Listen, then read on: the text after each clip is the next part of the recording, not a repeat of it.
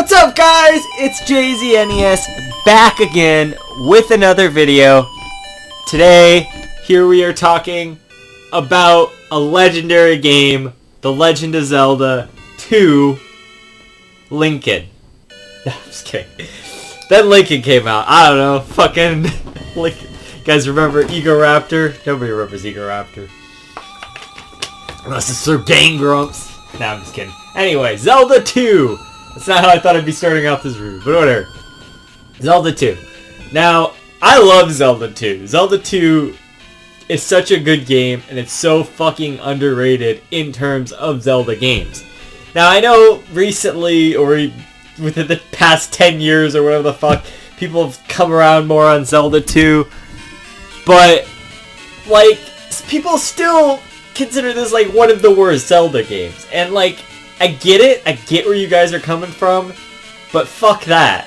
This game is so good. It's so fucking good. Now, it's very different from every other Zelda game. And I understand that, you know. And, like, in the pantheon of things, it's more similar to the CDI games in terms of gameplay and whatnot. I get that turns some people off. But this game is so fucking good. It's such a departure from the original that it's unique in its own way. And that's great. Now, it's interesting because Zelda 1 was like this big open sort of game and it was this revolutionary concept, whereas Zelda 2 was more just like a fucking side-scroller kind of game. Like, we have a million of those, right? But it added some unique things, like an RPG system, where you kind of level up your character as you go along. So, there's, instead of collecting heart pieces throughout the world, which you still do, you still collect heart pieces that will increase your life bar, you can actually level up now your defense of sort. I think that's kind of what the heart thing does, is the defense, because you have the attack one, and that levels up your attack. Now it says life, but it doesn't necessarily level up your life. It levels up what I would assume is you don't get hit as hard, so that's more like a defense sort of thing. So that's kind of what that power-up does. And then also, there's a magic one, which makes it so each spell you cast is less magic to cast. Yeah, there's spells in this game. That's very different. There's not really ever magic, again, in Zelda. There's, like, magic items and stuff that, like, use magic, but there's never, like, spells that you cast. Like, that's not really a thing in any other Zelda game. Like, this is so unique to this game, and I think that's just really, really freaking cool. And you know, it's great. Now, before I get too sidetracked and just get into all of that, Zelda 2 is a game that I've talked about numerous times before, for lots of different reasons, and always stuck up for it almost every time. Now, this is one of those early games. Oh, fuck! I have it... Oh, is it in there? I was gonna say, I have Zelda 2 in box. Actually, yeah, it's back there. I'm gonna go grab that. This is one of those earlier games where, I played this a lot on emulation alongside another game that's back there, Boy and His Blob, which you can't really see. I do have this, box here for Zelda 2, which I got for, like, really cheap. I remember it being, like maybe $20 or something.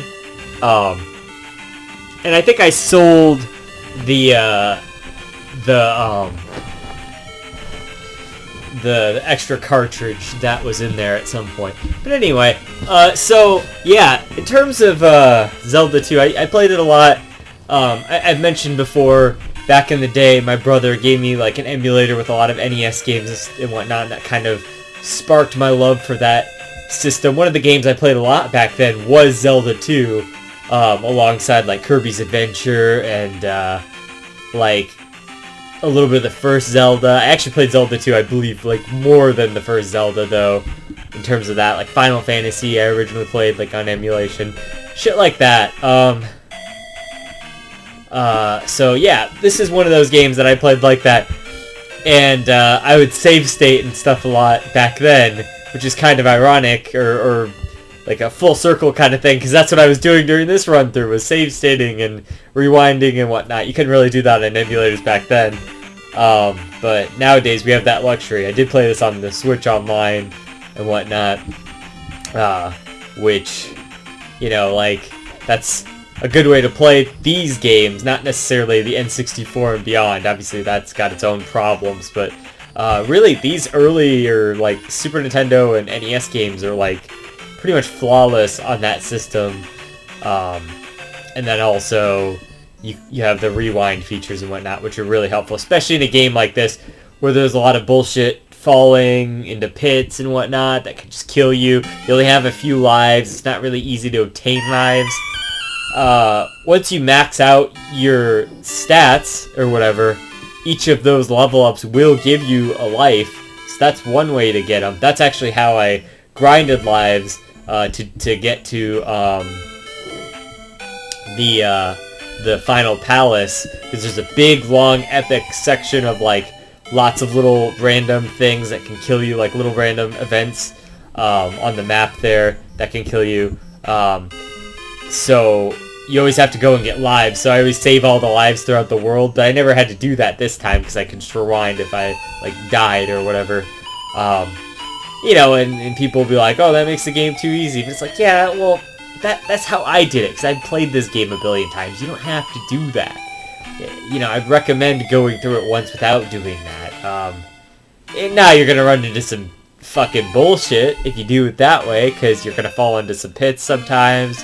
Like I was saying, you only have like 3 lives. And then if you die, you go all the way back to the beginning of the game. And that's a common criticism that a lot of people put on the game. But with modern technology, and even technology from like 2000 or whatever, you have save states, you have emulation, you have the rewind button on the Switch function.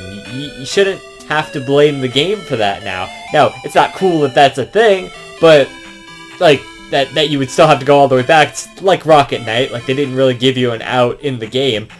But this game's a lot more forgiving than that, because they always put the path back to there not to be that long.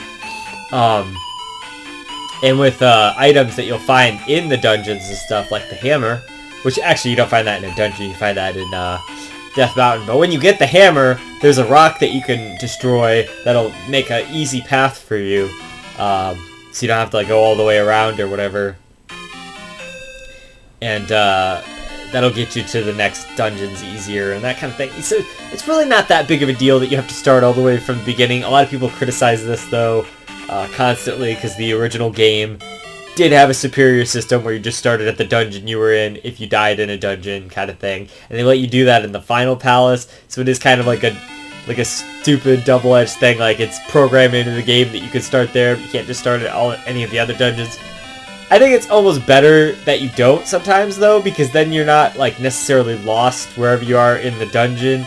Even though they would have probably started you at the beginning of the dungeon again, because they do get a little tricky to navigate sometimes. Now I know the whole thing is like, oh, you're only going in 2 directions, but yeah, that's not true, because you're going like back and forth in 2 directions, and then you're going up and down. So you have to kind of remember, like, how do I, you know, like all over the place. It's a more complicated dungeon system, I would say, than the original game there, and it's easier to get lost, I feel like. Now, that being said, really the first few dungeons, like maybe the first 4 or something, there's like 7 dungeons with the final dungeon, but and they're all called palaces in this game, which is like kind of weird, but that's just what it is.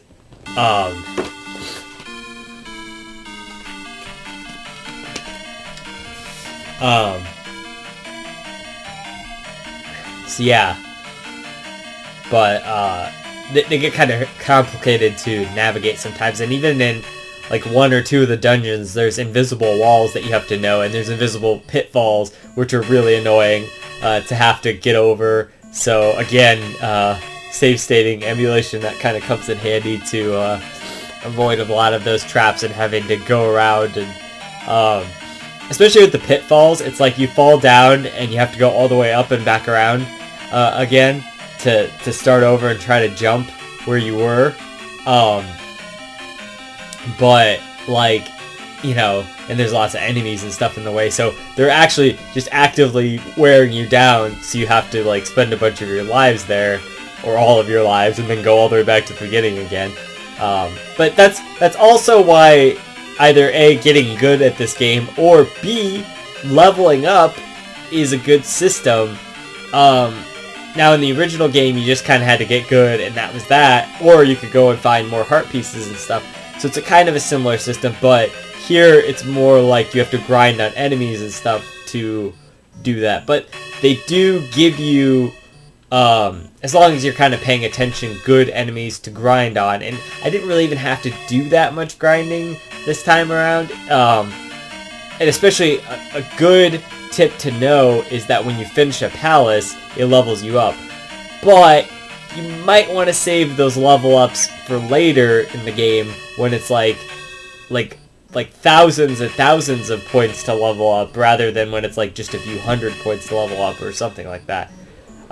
Or even just 1,000 points. You know, you want to save it for when it's like 5,000 points or whatever to level up, or 3,000 or whatever it is.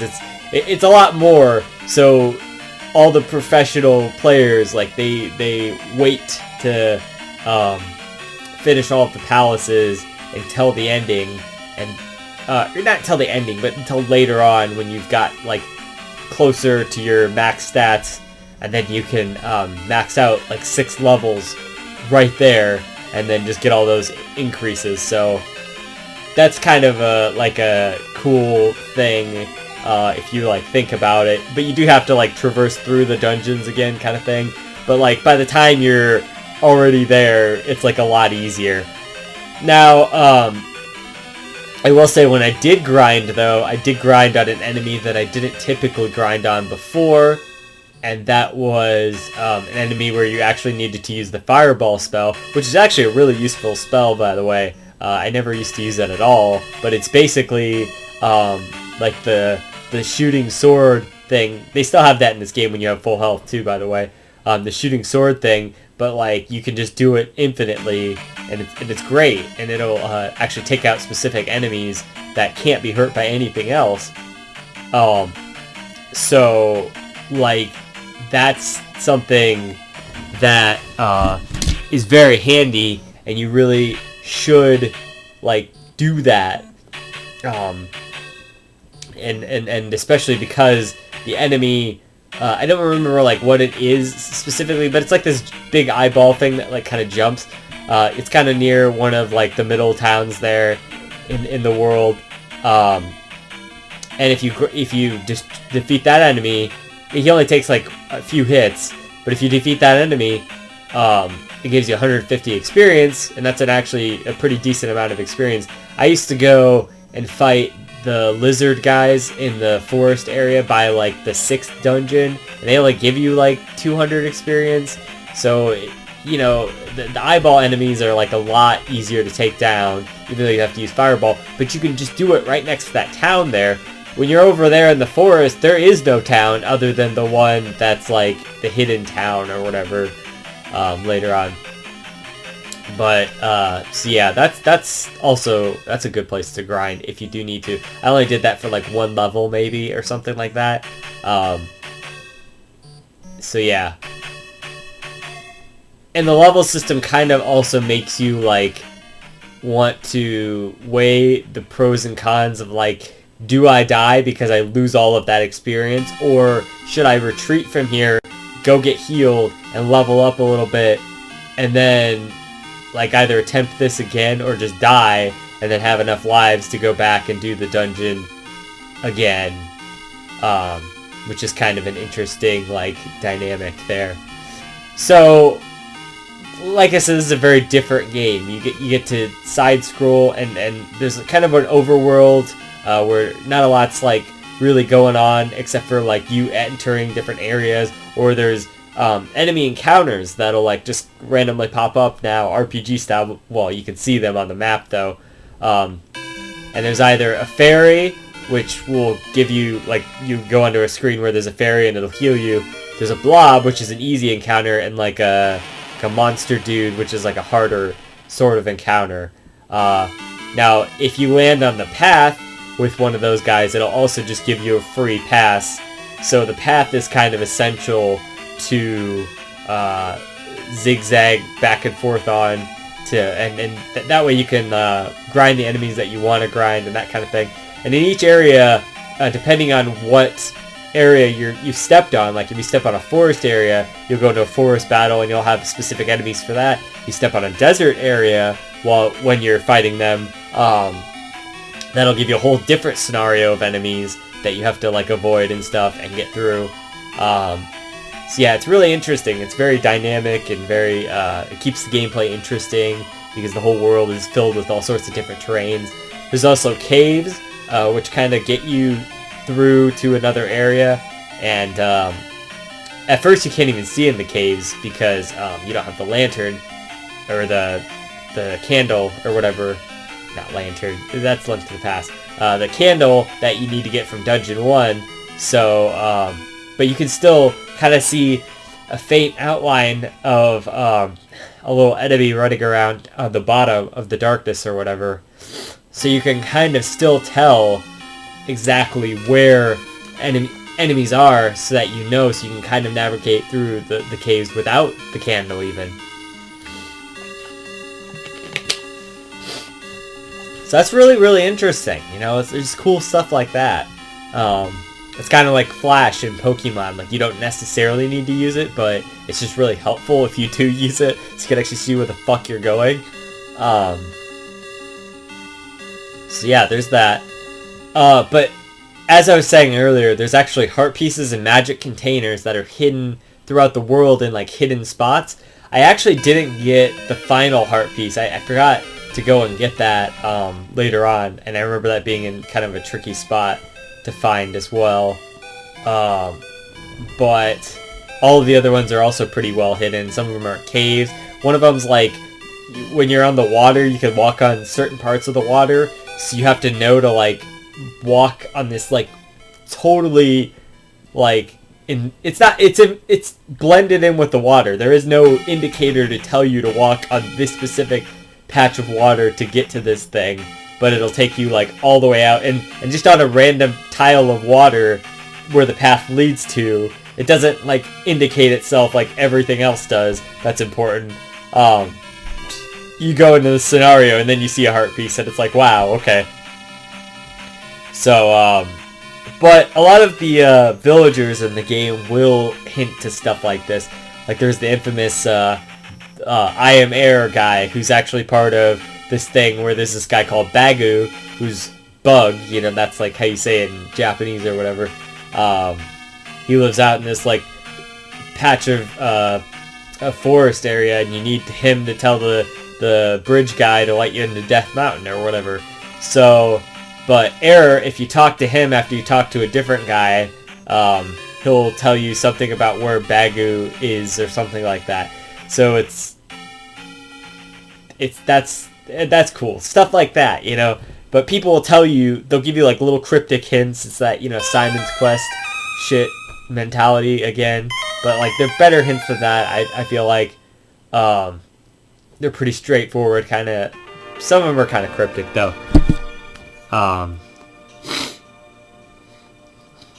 So yeah, I mean that's all pretty cool. Let's listen to the Famicom version. Let me think. But yeah, just like stuff like that overall. So there are secrets in the game, but I think that's cool. That's kind of what carries over the style of the original game. Now the secrets are a little more well hidden than in the original game because there's more mechanics to this game and more to the overworld and stuff.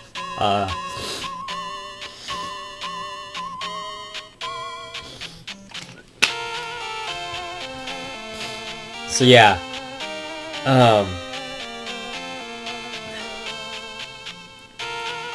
yeah, it's cool. So you can upgrade yourself. There's not really like sword upgrades this time, which is a little different. Yeah, like, sorry about that. Had something stuck in my throat there. What was I saying? So yeah, you just kind of have to. It's a different game. You kind of have to pay attention to where things are and hints from the NPCs and whatnot. and just adventure more and explore more, and I think that's cool. And it did inspire a lot of games later on. It's like one of the first Metroidvania sort of games. I know there was Metroid, obviously, but this is sort of that style, you know, leveling up your character with RPG mechanics and yeah, that kind of thing. So it really was like one of the first Metroidvania games, if you want to think about it like that. You know, maybe not in a sense, because it's certainly more linear than a lot of those games are.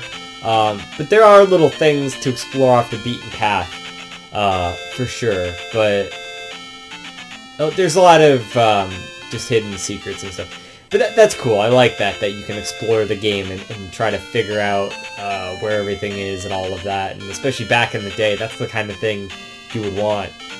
Especially for back then, this is such a great, unique game for the NES. I mean, certainly less unique than Zelda, I would say. There were other games like this, but a lot of those games copied this style more so. But I think they're both great in their own regard. So, like, obviously this game isn't as great as Zelda 1. There's a lot of things that don't hold up as well as Zelda 1. But I still love it, and I still think that it's great. And there's a lot of great things to love about the game. I think all the new enemies are really cool, you know? Like, a lot of them never really carried over to anywhere else, but a lot of the setting is really cool. You know, like, the graphics, I think, look great, but, like, all of Zelda 1's, like, graphics, I think, hold up really well. They're very iconic. I think a lot of these graphics are maybe, like, the overworld and stuff is maybe, like, not as beloved. I think it's fine. I think it serves what it needs to do, and I like that there's a lot of different areas, and it feels like a real world because there's like a graveyard, and there's like Death Mountain. There's like a whole mountain area, and there's like a forest area and a swamp area. It feels very, very cool like that. And I like how the towns are all named after the sages from Ocarina of Time, or named like before, obviously.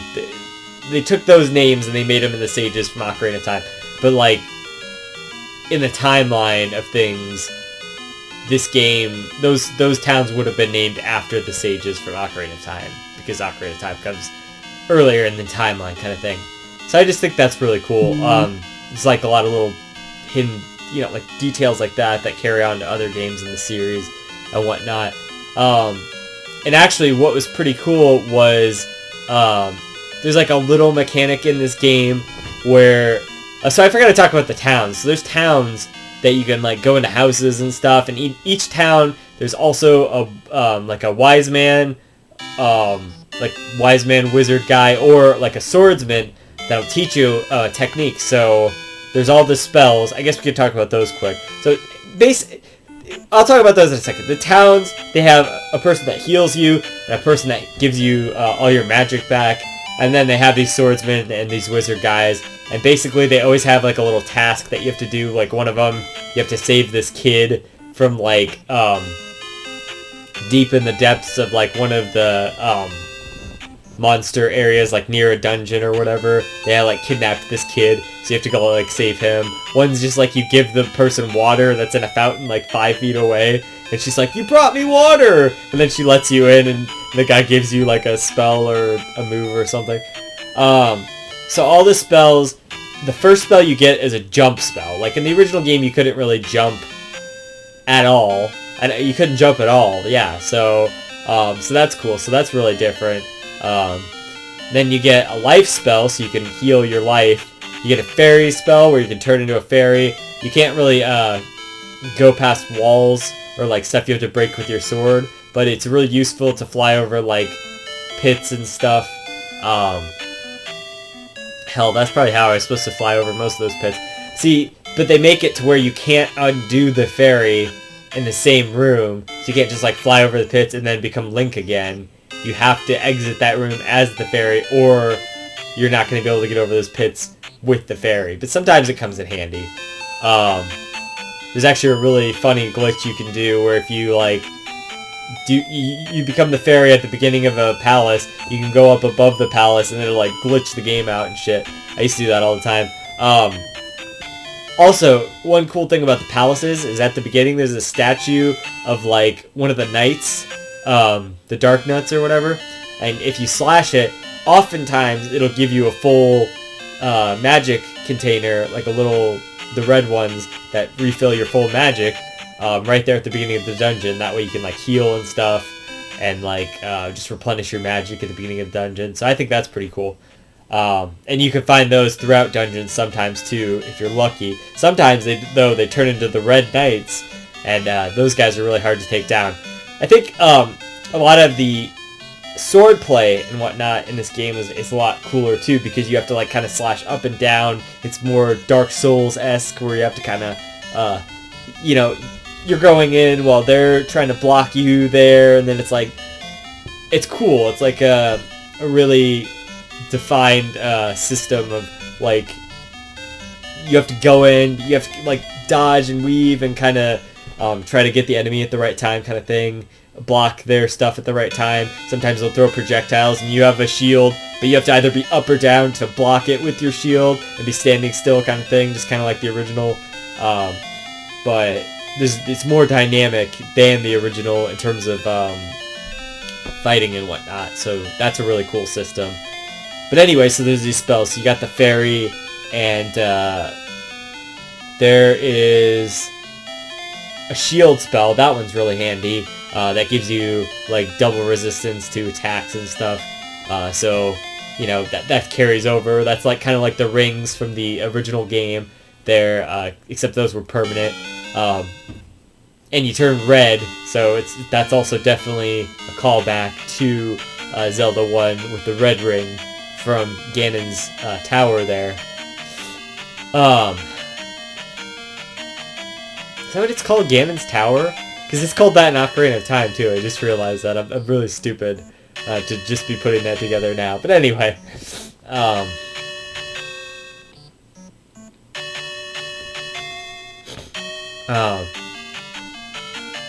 yeah. So there's the spells. There's a thunder spell, which you get later on, which is like the only way you can actually kill the final boss. It requires that you cast that spell first, so that you can open up his weak spot to be able to hit him. And then there's like a spell that only opens up this like one area, like in the hidden town. You can open up an area at the edge of town that gives you the Lion Key, or it's the Lion Key in the original game. It's the key that like basically gives you all the keys that you need. I think it's like the skeleton key or whatever. It gives you infinite keys basically in dungeons, which is really helpful in this game. So yeah.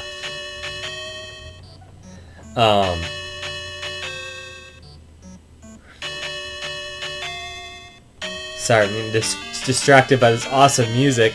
I guess we could talk about that. The music in this game is fucking legendary. The overworld theme is so good, and the dungeon music here is really iconic, and everyone really likes that. I even like the town theme. I like all of the music in the game. There's like really not a bad set of tracks. It's a really iconic soundtrack. It's only overshadowed, of course, by all of the other Zelda games. That's everyone's problem with this game. It's just so forgotten in terms of like, oh, well, because Zelda also has Ocarina of Time and Majora's Mask and fucking, Wind Waker and all of that, and those are so much better games and blah blah blah. Yeah, I know, but Link's Awakening. I know, but come on, it's still a really good game.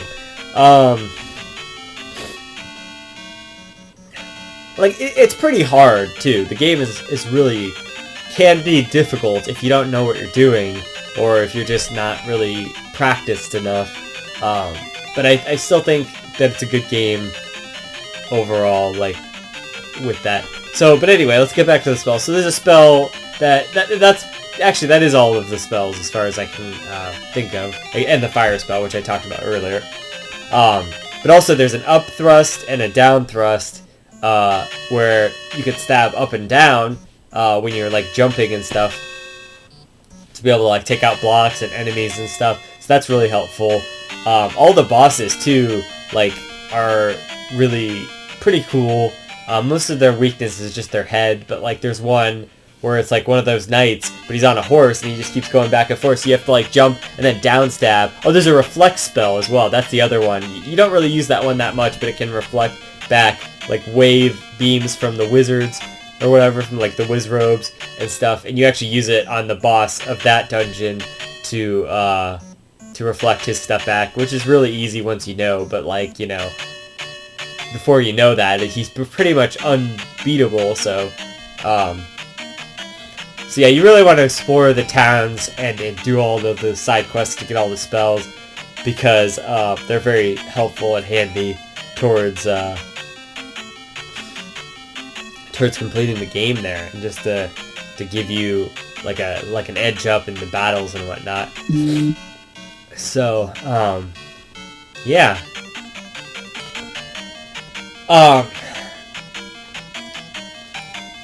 So yeah, overall, like,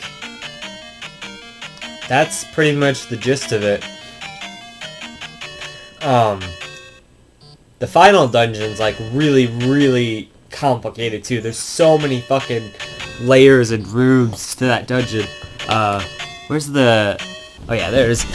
I was gonna say I could show it off here in this book, because it's just really crazy. Like, it is massive. Look at all of that. That's like you can't really tell, but like each of these like little bits here is like, that's like a whole section. Like all of this is just insane.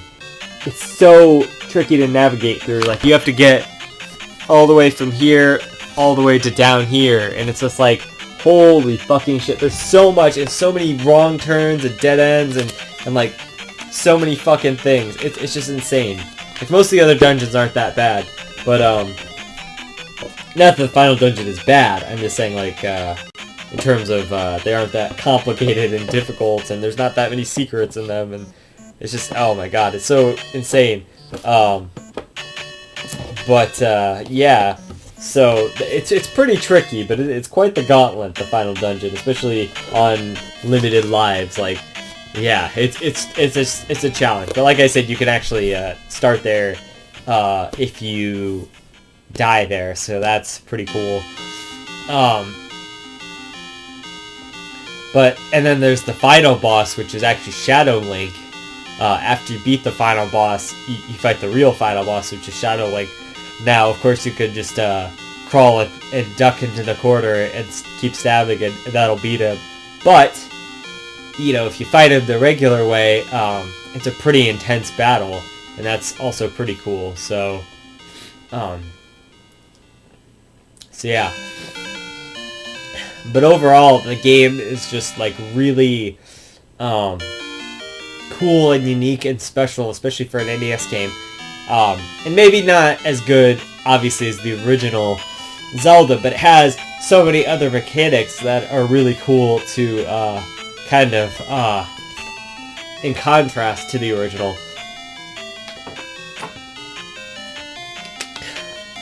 And they it's such a different game, but it's a really cool follow-up to the ideas of the original, and almost a contrast, like I said, to those ideas, some of those ideas, like the open world. It's a much more linear game with little jutting paths rather than an open game with, you know, some linear things, like the original game. So, yeah, it's very different, and that really divides fans, and I can totally understand that. But there's a lot to love about Zelda 2, and I think that people need to really understand that and come around on Zelda 2 and give it another shot, because it's just such a cool game. And I really love Zelda 2, and it just gets so shat on amongst people. And I know a lot of people have nostalgia for Zelda 2, but then that's what everyone blames it on. Oh, it's just nostalgia. But it's like, no, it's not just nostalgia. It's still a good game. It still really holds up as a game. Now, I also am nostalgic about Zelda 2. I used to play it on emulated when I was like, 9 or 10 or whatever. But that's not all it is. It's just a really good game on its own merits. And I think people need to appreciate it more, you know? So, it's definitely one of my favorite NES games overall. Not necessarily, obviously, my favorite, but it'd probably be within the top 10 NES games, for sure. I do really, really enjoy it, and it's just fantastic. The music is fucking legendary. The graphics and stuff are pretty good. Definitely when you're on the side-scrolling parts, they're great. But, like, when you're in the overworld, it's a little so-so. The aesthetic of the game is really cool. The towns and stuff was a big new mechanic. There weren't towns in the original game. They added that, and there was people in this game, and, like, the RPG mechanics were definitely really cool. And all the hidden secrets and stuff carried on that legacy of the original game. I think that's great. Now, I do... You know, we've heard this. I do want to play this song here because it's pretty epic. We can just jam out to it. Because this is fucking lit right here. So, this is On Being Human playing a Zelda 2 medley of all the songs. Also, the battle theme is really cool when you go into the areas there. But I love this. The first time I heard this, like at the end there, oh my god, like a small tear kind of moment. Fucking so fantastic. This is so good. So yeah, everything about the game is just really cool. I really like it. I think the palaces, the dungeons, the spells is really cool. That's a really unique add-on to the original sort of system there. Just like you're a kid exploring and it's like an overhead thing. They went a whole different way with that. You know, there was a side-scrolling thing. It was just so different. But they had a lot of the spirit of the original. When you get the items like the hammer and stuff, you can destroy the boulders, that kind of thing. You get like the raft like you do in the original game. That lets you surf over water or whatnot. A lot of the landmarks from the original game, like Death Mountain and the graveyard and stuff, are all still here in the game, but it's definitely still a different area or like a different interpretation of Hyrule because of all of the new stuff that they added too. God, just listen to this. Isn't this epic? This is a fucking song. Here, I'm gonna pull up the map. That way we can...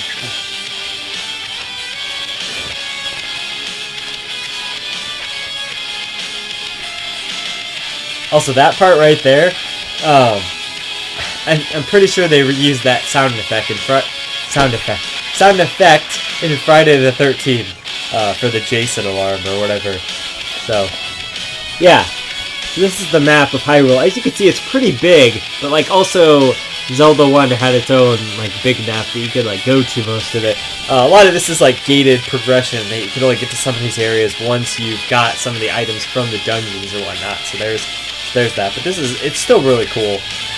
And I do like this, that it kind of lays out everything here. This guide is like somewhat helpful, but it really doesn't tell you most of the stuff you have to do in between the dungeons. That's kind of strange. But it's still pretty helpful overall for all of the dungeons and whatnot. So, yeah. But anyway, yeah, I really love Zelda 2. It's definitely, like I said, one of my favorite NES games. It's just a fantastic game overall, and it's a legendary game to me. And I'll just probably keep making that fucking joke as long as we're playing these Zelda games. And I do definitely want to get... Oh, fuck! I do want to get to A Link to the Past next. Which is definitely going to happen. Here, let me just skip to the end here. Listen to this. The build up here.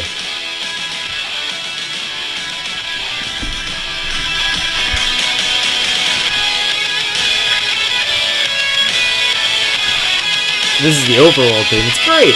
Now this used to be the I think they still use this. This used to be the oh, listen to this.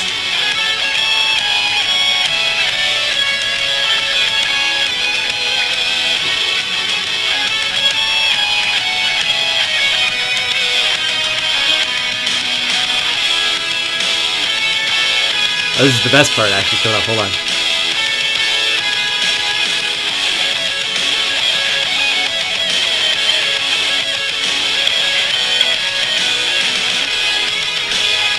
Oh, it's so good. This used to be the Game Chasers theme song for their show or whatever. I think it still is. Oh my god. So good. This is such a great cover. It's such a great medley of all of Zelda 2's great songs. Because it's just an epic soundtrack. So good, so good. I love Zelda 2. Hopefully I did it some justice. There's so many great mechanics about it. So many new things, so many old things to love. It's very different from the original, and that's, I think, something to be commended. That they tried something unique and different so early in the series that hadn't even been established yet. So, yeah. 9.5 out of 10 for me, and, you know what? No, fuck it. 9.5 is fine. I think 9.5 is good. That way, in case we need to not give other Zelda games a 10, we have a little bar there. Definitely one of my favorite Zelda games, even though there's so many great ones. It might make my top 5 or so. Maybe like number 6. I don't know. It's hard to say. There's so many great Zelda games. Maybe I'll do a top Zelda games list and rank them all once I get done there. But anyways, until next time, this has been JZNES saying keep it classic. Stick around for more reviews on underrated games. We'll see you guys in the next one. JZ